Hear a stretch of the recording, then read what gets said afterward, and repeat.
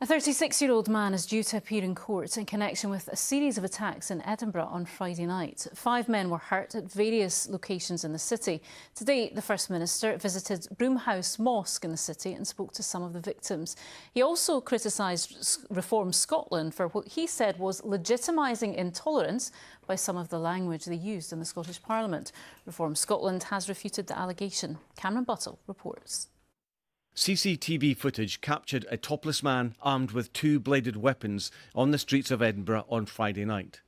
At this point, attacks had already been carried out elsewhere in the city. The police were alerted to the first incident at 8:50 on Friday night.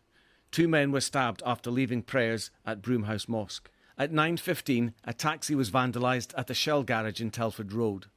At 9:28, a man can be seen overturning shelves at a BP garage on Ferry Road. At 9:33, 3 people were attacked on Leith Walk, and this is where a man is arrested by police. Today, the First Minister visited Broomhouse Mosque. Afterwards, he blamed political rivals Reform Scotland for using language that may have incited the attack. I've been calling out some of the language that's been used politically in the Scottish Parliament, most recently by the new Reform MSPs that have come into the Scottish Parliament. I make no apology for doing so because I have been terrified that this is the type of stuff that comes from the legitimising of intolerance and division within our society.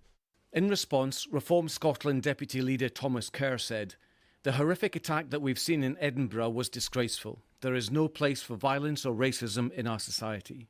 But conflating the acts of a madman with a genuine debate around mass migration is treating the public in a shocking and contemptuous manner." A man was finally brought to ground by police officers armed with tasers, although no tasers were fired. Police said 4 of the people attacked were taken to hospital for treatment. None of the injuries were life-threatening.